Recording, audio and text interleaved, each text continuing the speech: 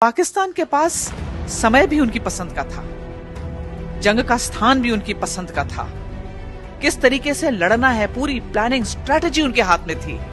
लेकिन अंत में जीत किसकी हुई? भारतीय सेना की। तो ये है भारतीय सेना की हिम्मत, हौसला और ट्रेनिंग। मैं कारगिल की लड़ाई में हिस्सा लेने वाली भारत के लॉजिस्टिक्स विंग से पहली महिला अफसर। एक औरत के नाते अगर मैं आपको बताऊं तो ये जंग के मेरे लिए कई और मायने थे। मेरे पति इस जंग में हिस्सा ले रहे थे, तो एक पत्नी के नाते मेरा ध्यान उनकी ओर था। मेरा एक 3 साल का बेटा मेरे साथ था और मेरे मन में हमेशा यह ख्याल आ जाता था कि अगर दुश्मन की गोलाबारी से कहीं मेरे पति और हम दोनों चले गए तो इस बच्चे का क्या होगा। और एक 6 महीने का बच्चा मेरे पेट में उस समय पल रहा था और शायद उसके बारे में सोचने का तो मेरे पास समय भी नहीं था। मुझे लगता है ये सब रिश्ते पीछे छूट जाते हैं जब आप वर्दी पहन लेते हैं, क्योंकि तब वो ऊपर वाला है और ये भारत माँ है। My role as an ordnance officer was to equip the fighting forces to fight an effective battle against enemy.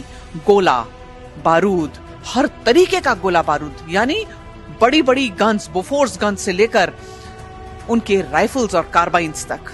तो एक फौजी तब तक लड़ाई कर सकता है जब तक उसके बंदूक में गोली है और उसके पेट में रोटी है।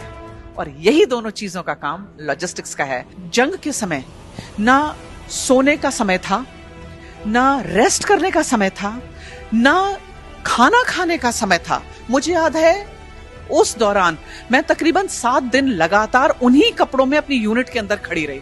इनके हारे हार है, मन के जीते जीत। ये शरीर, आपका जेंडर, भारतीय सेना के अंदर ये कुछ मैटर नहीं करता। From day 1 you are a leader. From day 1 आप सेम वर्दी पहनते हैं। फ्रॉम डे 1 आपके कंधों में वही स्टार्स लगते हैं। पहले दिन से ही आप वही सैल्यूट करते हैं और वही सैल्यूट आपको मिलता है।